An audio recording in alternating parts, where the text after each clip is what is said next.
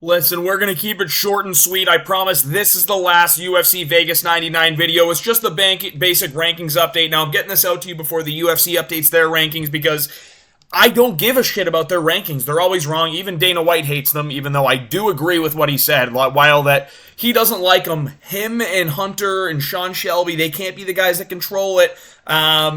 So I'm controlling my rankings here, okay? And we're going to get right into it here, starting with the main event, Michel Pereira versus Anthony Hernandez.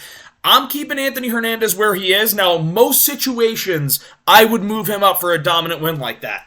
It's just I look, and I don't know that I can have him jump Khamzat Chimaev because, dude, like, let's be real. Even though I'm not the biggest Khamzat guy, I think he doesn't fight enough, and I don't think he's as proven as people think he is.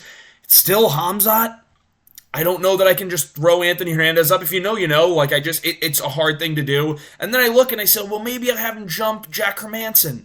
Jack Hermansson's coming off a big win against Joe Pyfer, which was a very, very difficult fight. It was a harder fight than Michel Pereira was. So, I'm not going to have him jump Hermansson. And then once we get to that 10 spot, while I do think Anthony Hernandez would beat Paulo Costa and Roman Dolidze, Dolidze's coming off a win.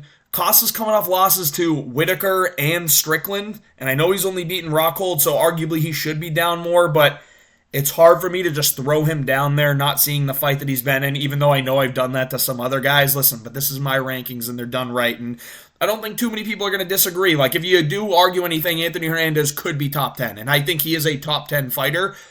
The UFC kind of disrespected him by giving him a Michel Pereira fight, and he just went out there and fucking destroyed him. Now, what I will say is Pereira goes down.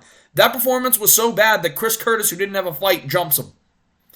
He looked better against Brendan Allen, who's higher ranked than Michel Pereira did against Anthony Hernandez. Now, again, I think Anthony Hernandez beats Hermansson, Costa, Dolidze, Allen, Vettori.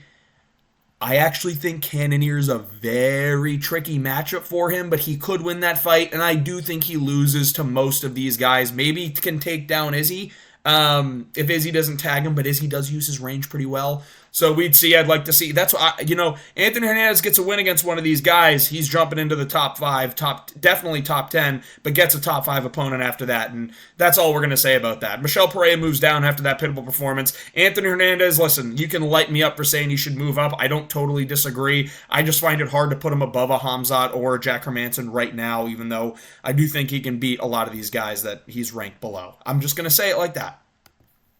Moving on to bantamweight. Now, if you know, you know. After 307, I moved Jose Aldo up over the guys that he's beaten. I don't think that's unfair to do. He beat these guys. He beat Mario Batista in everyone's eyes, so he moves up. Now, Rob Font, and I moved Cheeto Vera down because I don't think Cheeto's that fucking good, man. I'm going to be real. I just don't think he's that good. I think he's got power, and I think he survives and has a tough chin. That's all he's got. But I moved Rob Font above Cheeto Vera, and that's the only thing I made. Listen, Rob Font's performance was good, so that's why I felt like I needed to move him up, and I haven't seen Cheeto Vera win a difficult fight in a very long time. He went toe-to-toe with Pedro Munoz. He also lost to O'Malley in one of the biggest beatings that we've seen in terms of a decision. He got destroyed by Sandhagen as well, and one of the judges gave it a split, which was totally wrong.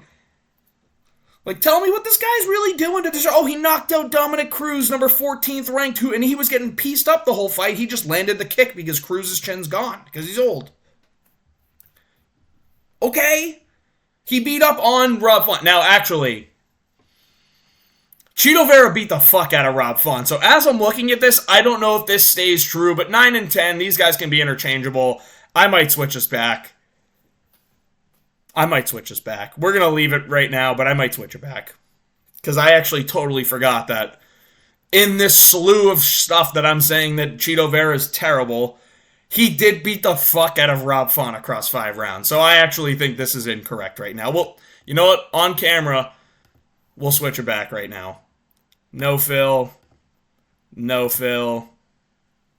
Listen, this is going to go Cheeto Vera.